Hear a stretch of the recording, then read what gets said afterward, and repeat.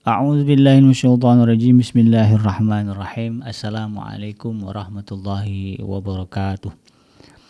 Innal hamdalillah nahmaduhu wa nasta'inuhu wa nastaghfiruh wa na'udzu billahi min syururi anfusina wa min sayyiati a'malina. May yahdihillahu fala mudhillalah wa may yudlilhu fala hadiyalah. Asyhadu an la ilaha illallah wahdahu la syarikalah wa asyhadu anna Muhammadan abduhu wa rasuluhu la nabiyya ba'dah. Allahumma salli wa sallim ala hadzal nabiyil karim wa ala alihi wa ashabihi wa man tabi'ahum bi ihsanin ila yaumiddin. Wa qala Allah ta'ala fi kitabihil karim ya ayyuhallazina amanu taqullaha haqqa tuqatih wa la tamutunna illa wa antum muslimun. Ya al-haq adkhilna mudkhala sidqin wa akhrijna mukhraja sidqin wa ja'alna min ladunka sultanan nasira.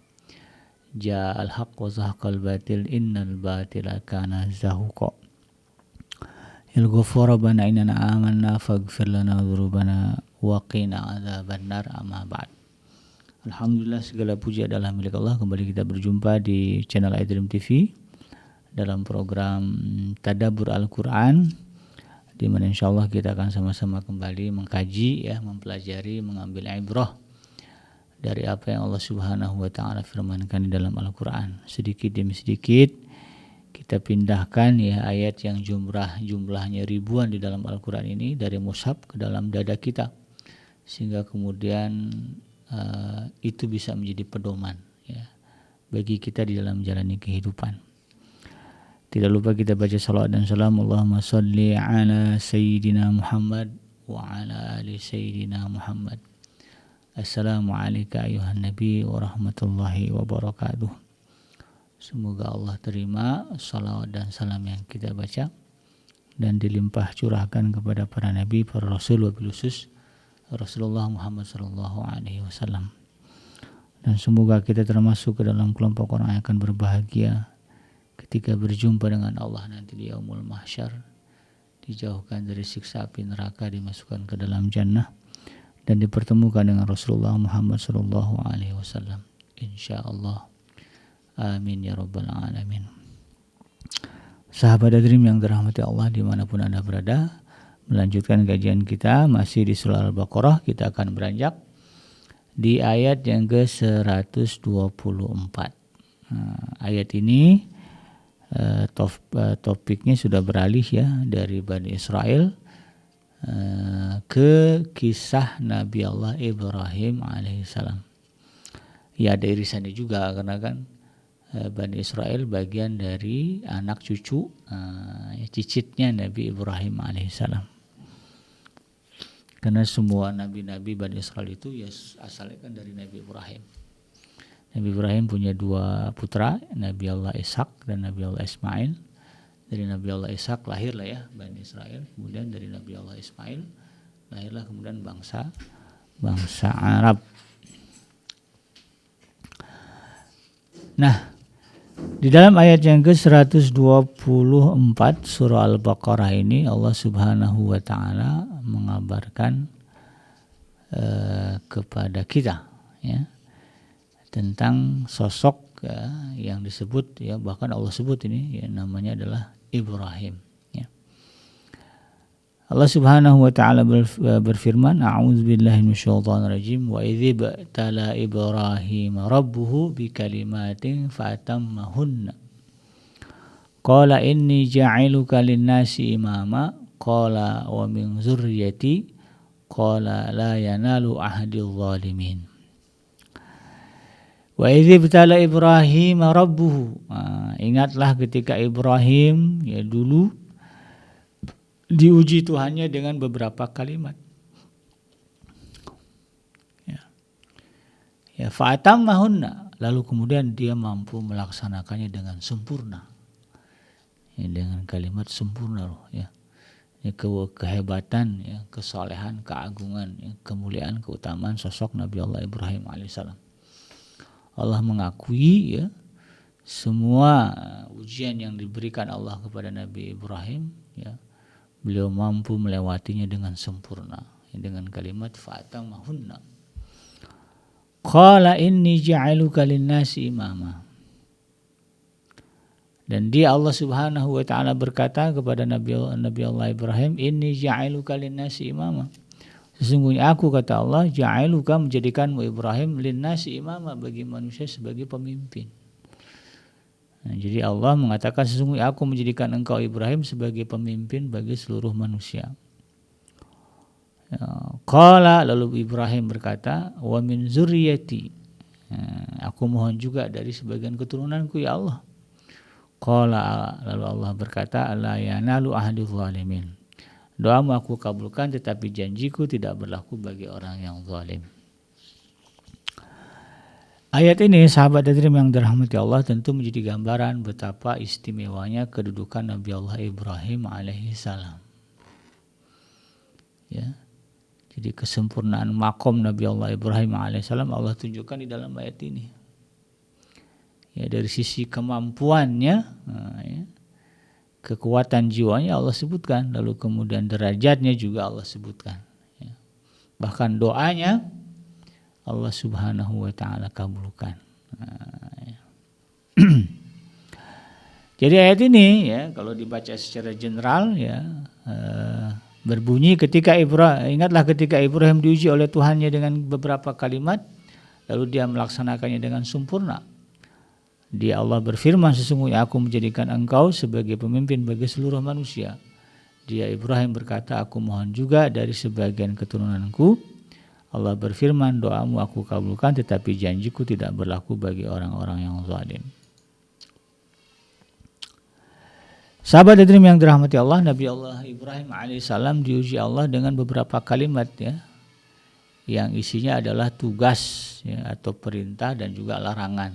Ya, seperti misalnya membangun Ka'bah itu kan perintah. Kemudian membersihkannya dari segala macam kemusyrikan. Lalu kemudian ada juga perintah mengorbankan putranya yaitu Nabi Allah Ismail alaihissalam. Kemudian dari segi dakwah beliau harus menghadapi Raja Namruz ya, yang pada akhirnya kemudian beliau dibakar gitu kan. Itu beberapa kalimat yang Allah berikan kepada Nabi Allah Ibrahim. Ya. Nabi Allah Ibrahim alaihissalam ya disebutkan oleh para ulama telah diberi oleh Allah Subhanahu wa taala bermacam-macam ujian dan cobaan. Ya, beliau diperintahkan Allah untuk menyembelih anaknya ya. Ke perjalanan pulang ya, pergi antara Syam dengan Hijaz untuk melihat anak istrinya yang berada di kedua tempat ya, dan banyak lagi lah. Jadi ketika Nabi Allah Ismail lahir itu kan harus diasingkan, itu juga perintah Allah.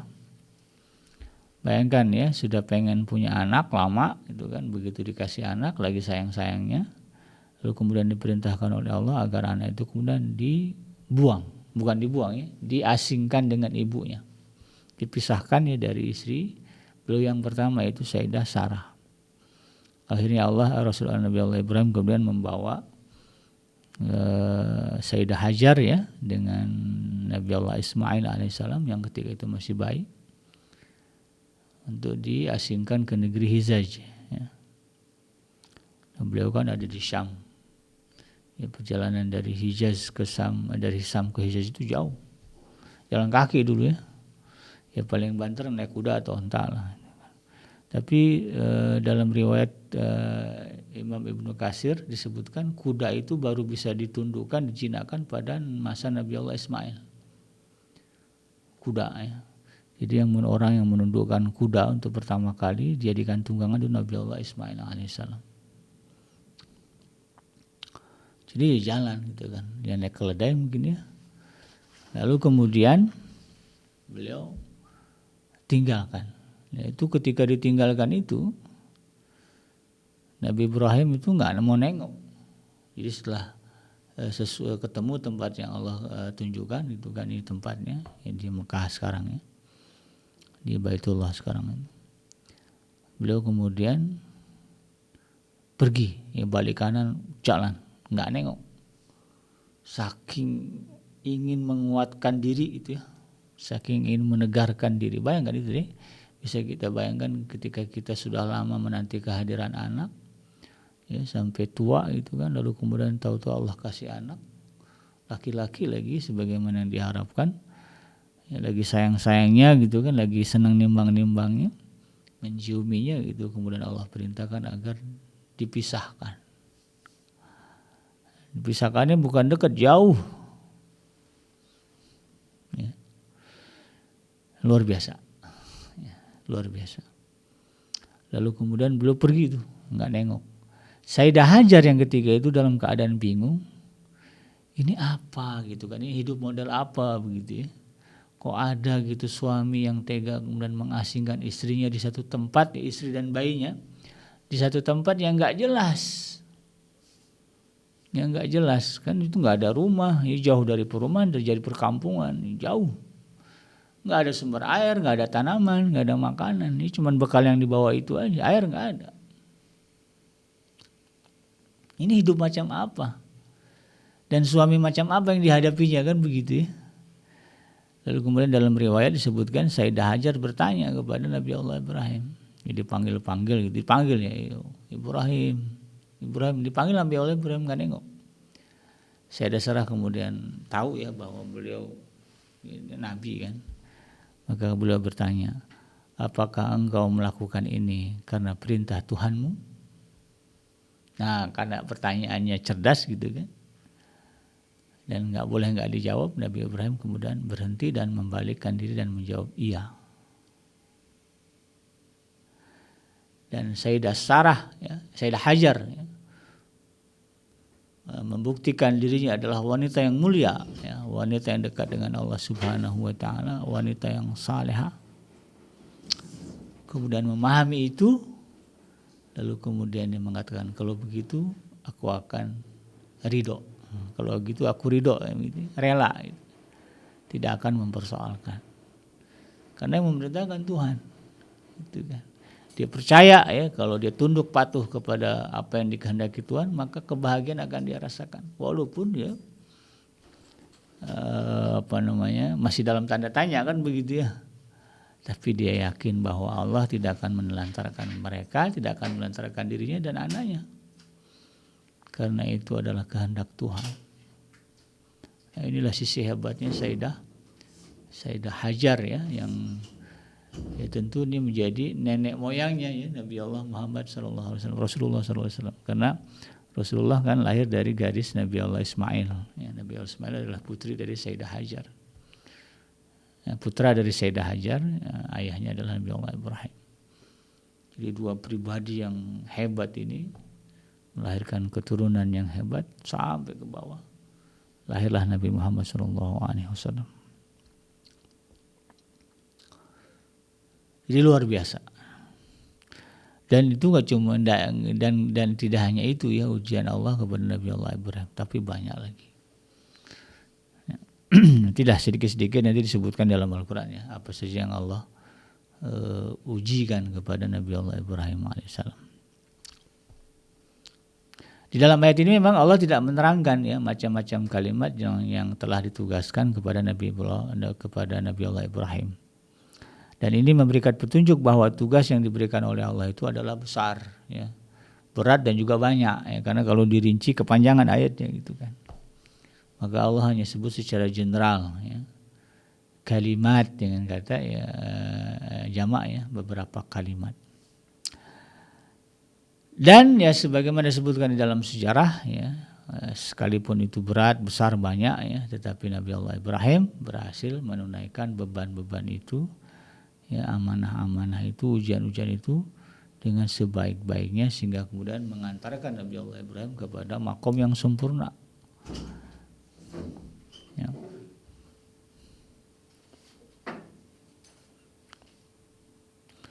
Dan itu ya sebagaimana disebutkan di dalam surah An-Najm ya, ayat yang ke-37. Surah An-Najm ini surah yang ke-53.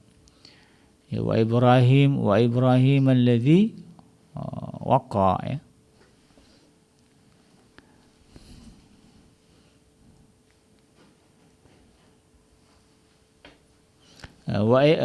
Wa Ibrahim alladzi waffa ya. Dan lembaran-lembaran Ibrahim yang selalu menyempurnakan janjinya. Ya.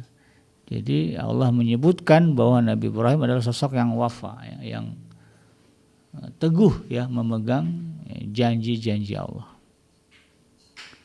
Nah, ini menggambarkan kehebatan Nabi Allah Ibrahim alaihissalam, dan makomnya kan sempurna ya, sampai disebut sebagai Ibrahim Khalilullah ya. Ibrahim adalah kekasih Allah. Ada ayat yang menyebutkan bahwa Allah menjadikan Ibrahim sebagai kekasihnya, orang yang dicintai oleh Allah Subhanahu wa taala, karena ini tadi ya, karena kehebatan jiwanya. Nah, kalimat di dalam ayat ini yang menyebutkan inni ja'iluka linnasi imama ya, menurut para ulama tidak ada hubungannya dengan kalimat yang sebelumnya, karena tidak ada kata-kata penghubung atau kata ataf ya pada permulaan kalimat di dalam ayat tersebut. Nah, menurut beberapa ulama ya, kalimat ini adalah kalimat yang berdiri sendiri, tidak ada hubungannya dengan kalimat sebelumnya. Hal ini ya membawa maksud bahwa pangkat Nabi Allah Ibrahim ya, yaitu Nabi dan Rasul, adalah semata-mata pangkat yang dianugerahkan oleh Allah Subhanahu wa taala, dan hanya Allah sendiri yang menetapkan kepada siapa pangkat itu diberikannya. Dan tentu tidak semua manusia dapat mencapai pangkat itu sekalipun dia telah melaksanakan segala perintah dan menghentikan segala larangan. Jadi kalau ada kemudian orang menyimpulkan, oh karena itu kali ya Nabi Allah Ibrahim dijadikan nabi, enggak ya. Menurut para ulama, kalau merujuk ke ayat ini, antara pangkat kenabian ya, kenabian dan kerasulan Nabi Allah Ibrahim ya, dengan tugas tadi ya, ujian-ujian itu tidak ada hubungannya. Tapi murni ya bahwa pangkat kenabian yang disematkan Allah kepada Nabi Ibrahim ya, itu adalah pemberian dan anugerah ya, atau pilihan ya Allah Subhanahu wa taala. Dan sejalan ya dengan itu, Nabi Allah Ibrahim kemudian mampu ya menepati ya atau mengisi ya pangkat kenabian dan kerasulan itu dengan sempurna. Maka dengan perkataan lain yang menurut para ulama, bahwa pangkat imam yang dianugerahkan Allah kepada Nabi Ibrahim itu ditetapkan atas kehendaknya, bukan diterapkan karena Nabi Ibrahim telah menyelesaikan atau menyempurnakan tugas yang diberikan kepada beliau.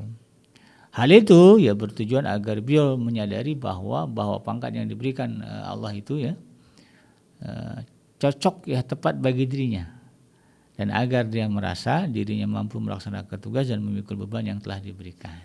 Ya, jadi menurut para ulama ya kira-kira seperti itulah ya, kenapa Nabi Allah Ibrahim alaihissalam ya mendapat penegasan dari Allah bahwa dia ya dijadikan Allah sebagai imam ya, pemimpin bagi seluruh manusia.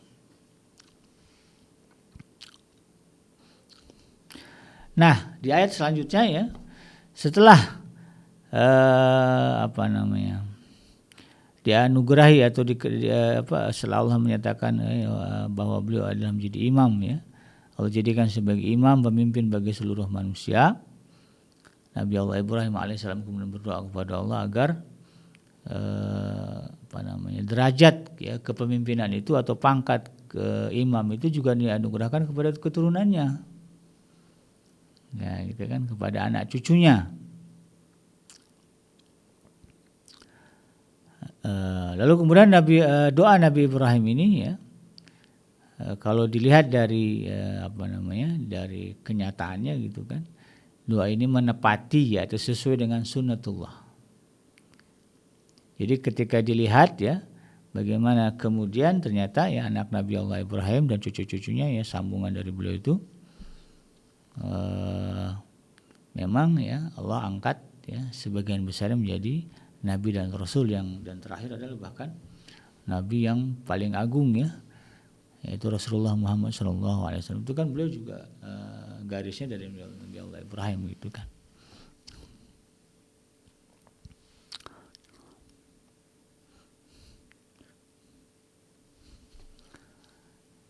Dan di dalam di dalam hal ini ya, tentu menggambarkan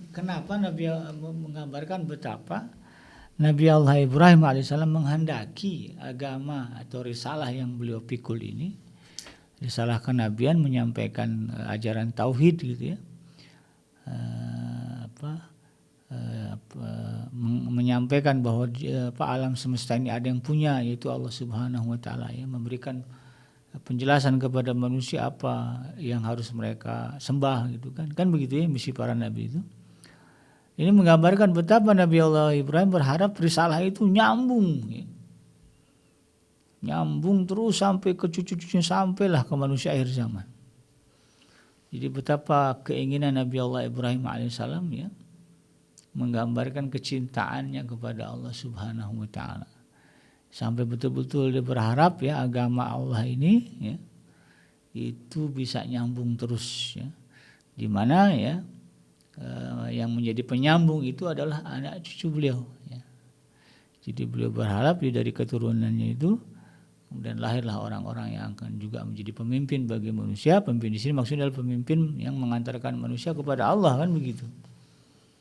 Ya, bukan pemimpin yang mengantarkan kepada yang lain. Dan ini, ya menurut sunatullahnya kan anak dan keturunan itu kan sambungan hidup bagi seseorang.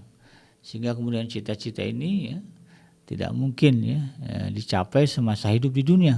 Nah, maka diharapkan oleh Nabi Allah Ibrahim, ya, cita-cita bahwa manusia ini seluruhnya mengetahui ajaran tauhid itu diteruskan oleh anak cucu beliau. Nah, itu yang tergambar, ya, dari keinginan Nabi Allah Ibrahim alaihissalam. Jadi bukan semata-mata pengen anaknya jadi pemimpin, enggak, tapi, ya, kan ada, ya, kalau bicara zaman sekarang orang yang, ya, ada istilahnya politik dinasti gitu, ya. Ya, bapaknya pemimpin, dia berharap anaknya jadi pemimpin gitu kan. Tapi bukan dalam rangka, ya, mencapai mengantarkan masyarakat umat kepada Allah, tapi lebih kepada itu tadi, ya, ya, merasa nyaman menjadi pemimpin, ya, hidup serba enak dan nggak mau keturunannya belangsak begitu kan.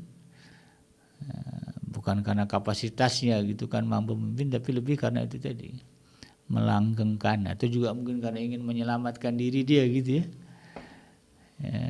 Kan kalau orang yang memimpin bisa aja ada ancaman gitu kan atas sejak kepemimpinannya gitu kan, lalu kemudian dia berharap anaknya yang jadi pemimpin sehingga kemudian dia tetap aman. Ada juga yang begitu kan. Nah, itu jauh, ya, dari apa yang disebutkan oleh Nabi Allah Ibrahim alaihissalam.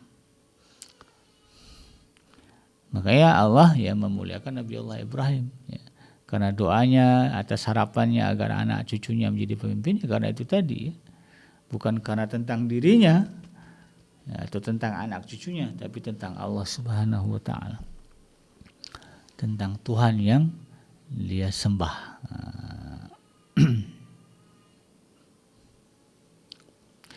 Nah, dari ayat ini, ya, bisa dipahami bahwa, ya, cara Nabi Allah Ibrahim alaihissalam berdoa sesuai dengan sunatullah. Nah, sehingga doa beliau itu, ya, doa yang benar, termasuk doa yang dikabulkan oleh Allah. Dan terbukti bahwa, ya, setelah itu kemudian memang, ya, lahir rasul-rasul dari keturunan Nabi Allah Ibrahim alaihissalam. Nah, lalu pada ayat, penggalan ayat yang terakhir, ya, ketika Allah mengatakan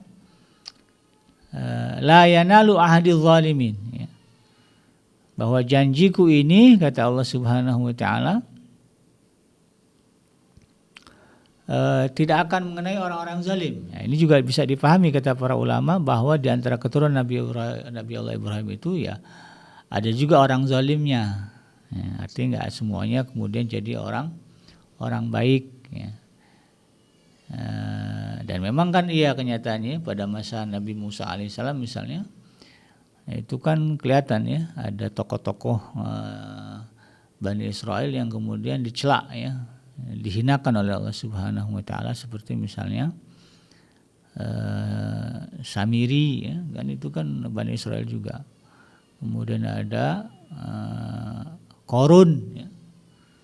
Nah, Korun juga kan Bani Israel. Itu Allah hinakan, ya, karena kezaliman mereka. Lalu kemudian setelah itu juga muncul tokoh-tokoh, ya, Bani Israel yang memang juga zalim, ya. Misalnya pada masa Nabi Muhammad, itu clear sekali, ya, mayoritas, ya, Bani Israel, ya, orang-orang Yahudi ketika itu menjadi penentang dakwah risalah Nabi Muhammad SAW, bahkan sampai sekarang. Kalau mau disebut mereka adalah keturunan Nabi Ibrahim, ya memang nggak bisa disanggah kan, gennya memang nyambung ke sana gitu kan, DNA-nya gitu kan.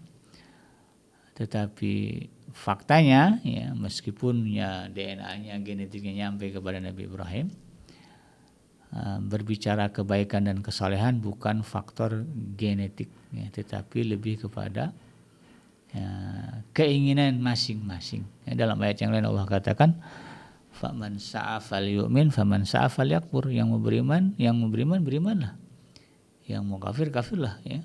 Ya, di dalam ayat ini disebutkan la ikraha fiddin ya, tidak ada paksaan di dalam beragama. Jadi murni ke kemauan kita mau beriman apa mau kafir ya kita yang menentukan begitu kan. Dan resikonya juga kita yang akan menjalani. Kalau beriman yang masuk surga, kalau kafir yang masuk ke dalam neraka. Dan tidak bisa tidak bisa menyimpang dari itu, yang nggak ada ceritanya orang kafir masuk ke dalam neraka, ke dalam surga ya. Ya, orang kafir itu tempatnya di dalam neraka.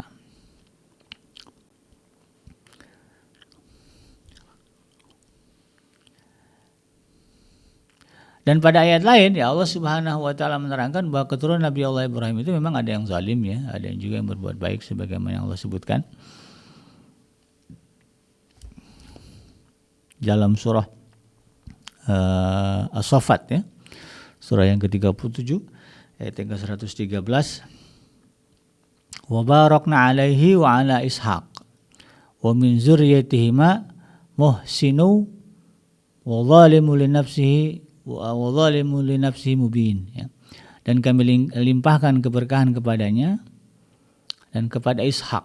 Nah, dan di antara keturunan keduanya ada yang berbuat baik dan ada pula yang terang-terangan berbuat zalim terhadap dirinya sendiri ya. Jadi memang kalau berbicara kesalehan ya nggak bisa lah ya. Kita pastikan bahwa kalau bapaknya soleh, anaknya soleh ya, atau keturunannya soleh ya, nggak bisa ya. Karena itu semuanya kembali kepada kondisi jiwa masing-masing. Ya kalau hukumnya misalnya kalau anak orang soleh pasti soleh, harusnya kan anak-anak Nabi Ibrahim semua cucu-cucunya soleh, tapi kan tidak, kata Allah ada yang zalim juga itu.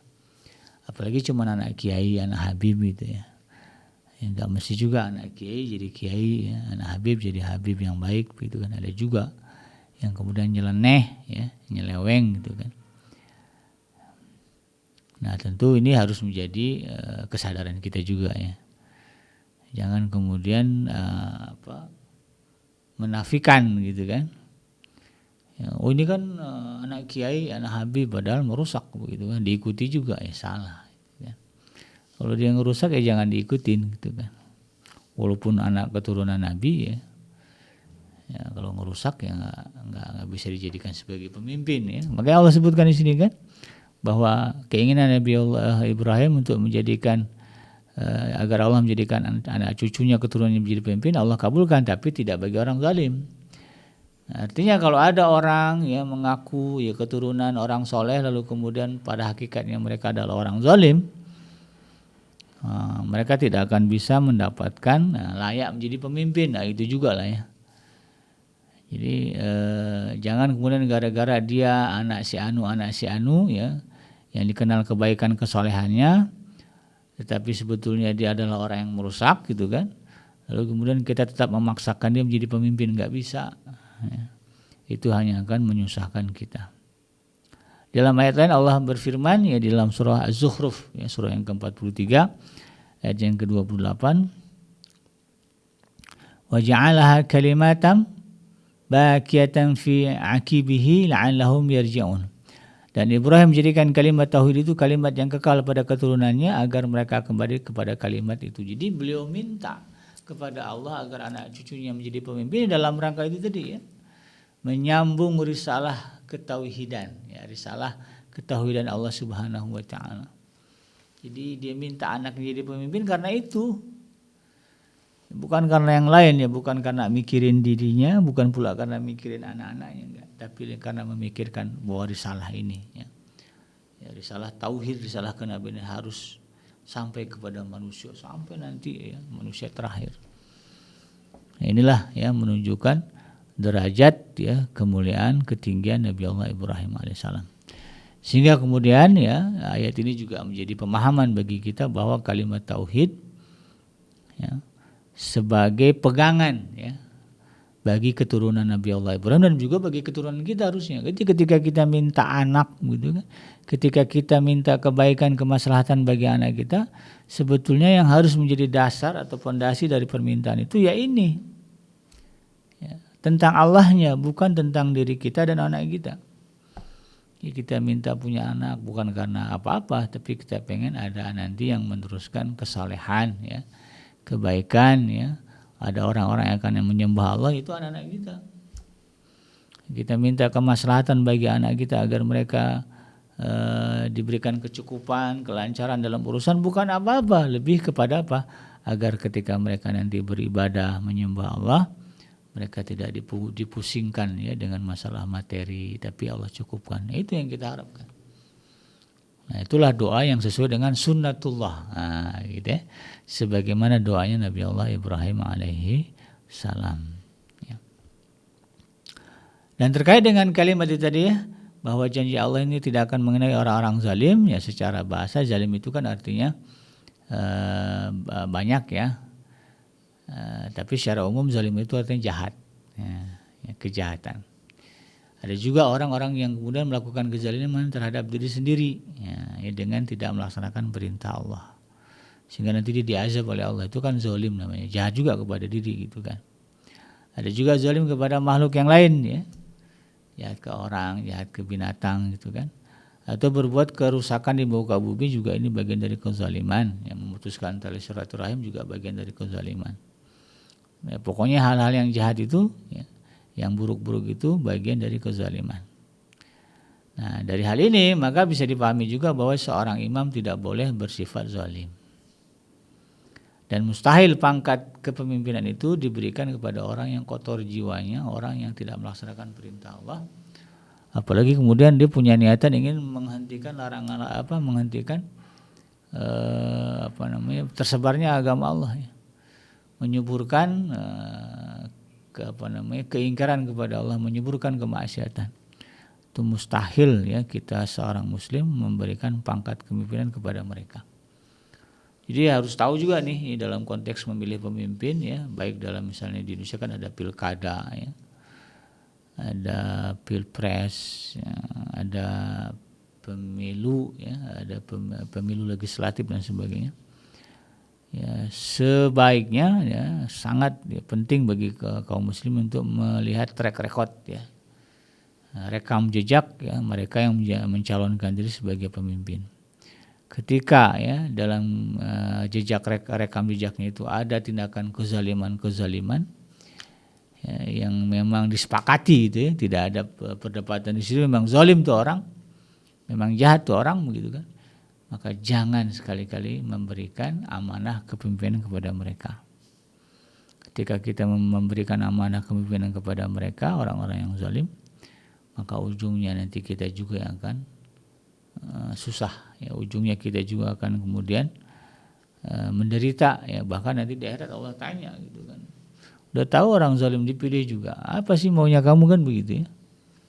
Ya Allah suruh kita pilih pemimpin yang adil dan amanah, ya yang soleh, kita malah memilih pemimpin yang jahat ya. Hanya gara-gara misalnya serangan pajar gitu ya. Atau gara-gara money politik. Nah, padahal money politik kan udah jelas ya, dari segi undang-undang negara juga dilarang ya. Bahkan bisa dipidana itu ya.